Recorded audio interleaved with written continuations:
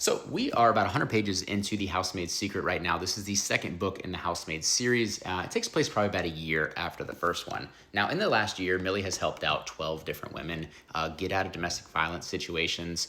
She's done that with the help of Enzo, who is the gardener from the first one.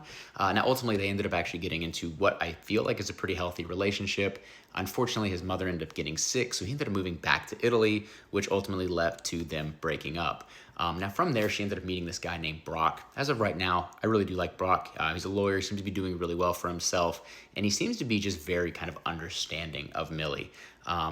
Anytime he's ever asked for her to move in with him and she said no, he doesn't really push this situation. He's been completely fine with everything that, kind of working at whatever pace she wants to go at. Now, obviously, now that she's been attacked, now she has no choice but to move in with him because she does not need to be living in that building.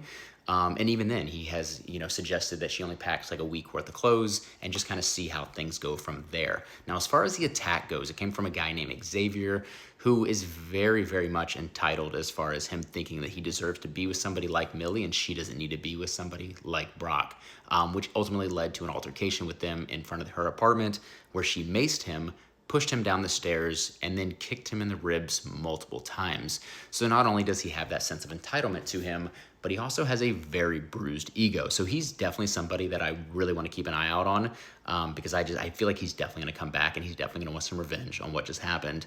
And as far as the house that she is working in, the Garretts, I don't really understand what's going on there. You have the husband who seems like he's a decent guy. I mean, he brings home, flowers and presents to his wife.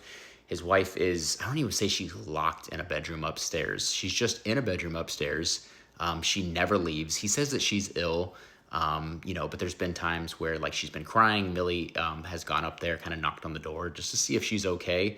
And her response basically is like, yeah, I'm okay. But didn't my husband tell you not to talk to me? Like I'm ill. So as of right now, I am just questioning everything that's going on in the house. And a lot of that's just coming from Millie just gets a really, really uneasy feeling being in that house. And we know that her uneasy feelings from like the attic in the last one, we know that they are justified. So as of right now, I feel like a lot of the twists and turns that we're going to see is going to be coming from that house. But also at the same time, we do have Brock, Xavier, and even Enzo over on the other side that can still come back in the picture.